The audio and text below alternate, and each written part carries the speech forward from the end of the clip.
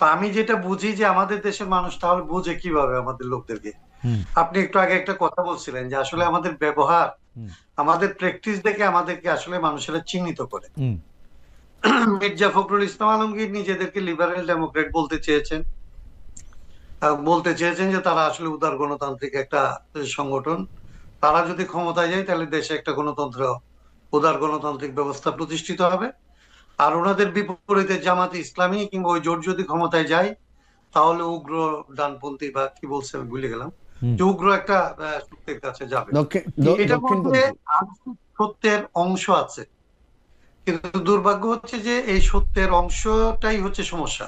হুম পূর্ণ সত্য অথবা পূর্ণ মিথ্যার একটা শুধু মানে এটাকে আপনি আসলে ইয়ে করতে পারেন আর কি, হুম আলাদা করতে পারেন। কিন্তু যখন সত্যের সাথে আংশিক মিথ্যা থাকে কিংবা মিথ্যার সাথে আংশিক সত্য থাকে তখন আসলে মানুষ বিভ্রান্ত হয়। আমাদের এখানে এরা কেউ, এই দুইটা দল কিংবা আসলে আজকে আমি, আমার জন্য হয়তো এটা খুব কড়া কথা হবে যে আমাদের যে সমস্ত রাজনৈতিক বন্ধুরা এই সমস্ত দলের সাথে যুক্ত হয়েছে হুম তারা কেউ আসলে প্রকৃত অর্থে এদেশের জনগণের স্বার্থে তাদের নিজেদের রাজনৈতিক কর্মকাণ্ড নির্ধারণ করতে পারে নাই। হুম তারা আসলে তাদের নিজেদের স্বার্থকে যেইভাবে আসলে রক্ষা করা সম্ভব হবে বলে মনে করছে তার জন্য তারা ভাষা ঠিক করে, তার জন্য তারা কৌশল ঠিক করে এবং তাদের স্বার্থটাকে জনগণের স্বার্থ হিসেবে বিভিন্ন নামে তারা চালায়। এবং আমাদের দুর্ভাগ্য যে এত রক্তপাতের পরে, এত সব ঘটনার পরে যাদের আসলে অনেক বেশি সাহসী হওয়ার কথা ছিল হুম সে এনসিপি তার সাহস রাখতে পারে নাই।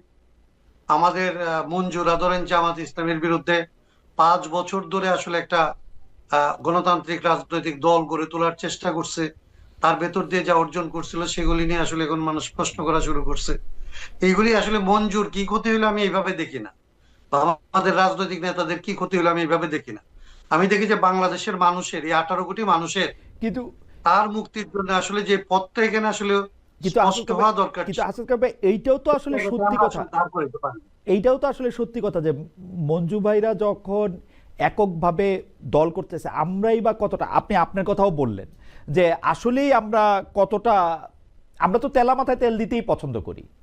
হ্যাঁ, মানে এটাই আমাদের কালচারের মধ্যে এটা আছে, আমি তো এটা অস্বীকার করি না। আমরা কিন্তু আমি যখন রাজনীতি করতে আসছি, আপনি তো রাজনীতি করতে আসেন না, আপনি একটা সাংবাদিকতার জায়গায় নিচ্ছেন। হুম হুম আমি যখন রাজনীতি করতে আসছি এরকম হুম একটা দেশে, হুম হুম আমি তো আসলে এটা ধরেই নিচ্ছি যে আমাকে তো আসলে একটা কঠিনকে ভালোবেসেই তো আমি এখানে আসছি। আমি যদি আশা করি যে বিএনপির মতো আসলে একটা সুবিধাজনক, এবং বিএনপিও তো ধরেন গত 17 বছর সুবিধাজনক অবস্থায় ছিল না, তা আমি যদি আশা করি বিএনপির চাইতে একটা সুবিধাজনক জায়গায় আমি থাকবো এবং তারপরে আমি এই দেশের মানুষের স্বার্থ রক্ষা করব এবং এটা হয়ে যাবে, মানুষ এতটাই শিক্ষিত হয়েছে, মানুষ এতটাই হুম। সভ্য হয়েছে, তাইলে আমার তো রাজনীতি করার প্রয়োজন ছিল না আসলে। ওকে। আমি তো স্যাটিসফাইড থাকতাম ওই সোসাইটি নিয়ে। আমি ওই সোসাইটিতে আসলে নাটক লিখতাম, আমি ওই সোসাইটিতে হয়তো গান লিখতাম, আমি হয়তো বাচ্চাদের সাথে আসলে নিরাপদ জীবন না যাপন করার জন্য সময় কাটাতাম। না, আমি কিন্তু তো এটা নিতে বাধ্য হই যখন আমি দেখছি যে আসলে আমার দেশের মানুষের আসলে নিরাপত্তা নাই। 18 কোটি মানুষের নিরাপত্তা নাই যে দেশে, সেই দেশে তো আমি মনে করছি আমার নিরাপত্তাকে বিঘ্নিত করে হলেও সেটাকে আসলে রক্ষা করার পথ তৈরি করতে হবে। ওকে। কাইম ভাই, আপনাকে ধন্যবাদ। আমি মানে মেঘে মেঘে অনেকখানি বেলা পার হয়ে গেছে, আমি শেষ প্রশ্নটা করি মঞ্জু ভাইকে, কায়ুম ভাইয়ের জন্য আমার অন্য প্রশ্ন। আহ, মঞ্জু ভাই, গতকাল চট্টগ্রামে মানে জঙ্গল সেলিমপুরে অভিযানে গিয়ে হামলায় র্যাব কর্মকর্তা নিহত হয়েছেন। জাতীয় নির্বাচনের তফসিলের পরে ভোটও ঘনিয়ে আসছে, সার্বিক নিরাপত্তা পরিস্থিতি সরকারের নিয়ন্ত্রণে কতটা আছে আসলে? কারণ আমরা জানি যে হয়তো শেষ পর্যন্ত যেগুলি বড় শহর বা বড় শহরে বা কেন্দ্রের কাছাকাছি জায়গায় হয়তো কিছু না হলেও সাধারণ মানুষ বাংলাদেশে যারা একটু দূরে দূরে থাকেন, বড় শহর থেকে একটু দূরে থাকেন, তারা কিন্তু একটু আশঙ্কা করতেছেন। মঞ্জু ভাই, কি মনে করেন এটা আসলে নিরাপত্তা পরিস্থিতি কতটা? না, এটা নিরাপত্তা পরিস্থিতি খুবই ভঙ্গুর, খুবই দুর্বল। কারণ আপনি যে বিভিন্ন ঘটনা দিয়ে তো আপনাকে বুঝতে হবে। আপনি কালকে যে ঘটনাটা বলেছেন সেটা তো একটা স্পষ্ট প্রমাণ হুম যে অস্ত্র উদ্ধার কিন্তু তেমন কিছুই হচ্ছে না এখন পর্যন্ত। বড় ধরনের কোনো অস্ত্র উদ্ধারের ঘটনা কিন্তু আমাদের কাছে নাই। বরং আমরা বিভিন্ন জায়গায়, বিশেষ করে আমি আবারও বলি, ওসমান হাদি হত্যাকাণ্ডের যেই ফেলিউর, সরকার কিন্তু এখনো সেই ফেলিউরের চাপটা বহন করে চলছে। দেখেন, এখনো মানে আমি আশঙ্কা করি যে নির্বাচনের তফসিল ঘোষণার সাথে সাথে যে থ্রেটটা সরকারের উপরে এসেছে, যে তারা একজন প্রার্থীর মৃত্যুকে ঠেকাতে পারে নাই, হত্যাকাণ্ডকে ঠেকাতে পারে নাই, এরপর তার খুনিদেরকে গ্রেফতার করতে পারে নাই, খুনিরা নির্বিঘ্নে রাষ্ট্র থেকে পালিয়ে গেছে, এখন পর্যন্ত সরকারের গোয়েন্দা বিভাগ আমাদেরকে জানাতে পারছে না যে খুনিরা কোথায় অবস্থান করছে এবং খুনের মোটিভটা কি ছিল, কারা এখানে ফান্ডিং করেছে, এটার মানে মূল লক্ষ্যটা কি ছিল।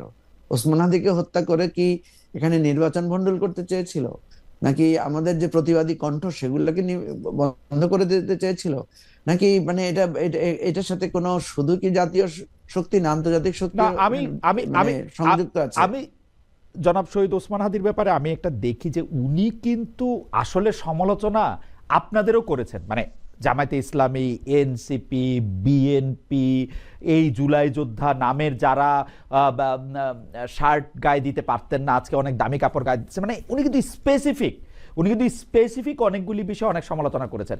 কিন্তু ঘটনা হচ্ছে যে আমরা যখন দেখি যে এমনকি এই শহীদ ওসমান হাদির মৃত্যুটাকেও আসলে ক্যাশ করার চেষ্টা করা হচ্ছে, সেইটাও কিন্তু আমার কাছে খুব একটা মানে মানে খুবই অরুচিকর এবং খুব অনুচিত কাজ মনে হয়। না শুনেন, আমার কথা হচ্ছে কাউকে আপনি ক্যাশ করতেও দিবেন কেন? আর সরকারের কাজ কি?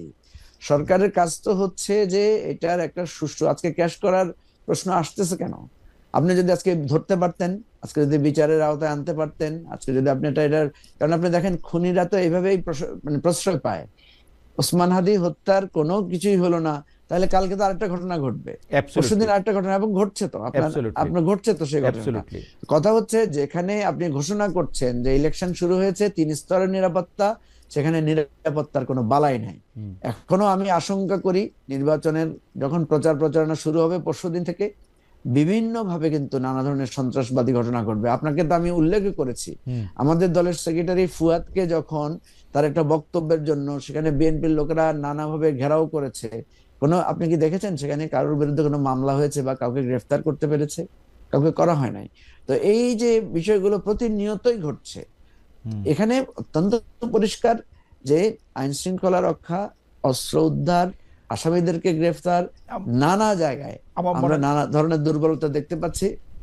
এবং আমরা দেখছি, আজকেও দেখলাম চিফ অ্যাডভাইজার 3টা দলের নেতাদেরকে নিয়ে তিনি বিভিন্ন জায়গায় পরিদর্শন করছেন। এই জিনিসগুলো আমার কাছে মনে হয় যে এটার চাইতে গুরুত্বপূর্ণ হচ্ছে যে এই দলগুলোর মধ্যে বিভেদ কমানো এবং নির্বাচনটাকে সুষ্ঠুভাবে করা। নির্বাচন খুব উৎসব মুখর পরিবেশে করার জন্য যেই মানে প্রচেষ্টা, তার চাইতেও বেশি দরকার হচ্ছে নির্বাচন যাতে শান্তিপূর্ণ, সুষ্ঠু, নিরাপদে হয় এবং মানুষ যাতে তাদের ভোটটা দিতে পারে এবং কেউ যাতে কারো বিরুদ্ধে কোনো অভিযোগ তুলতে না পারে, এরকম একটা নির্বাচন ব্যবস্থা করা একান্ত দরকার।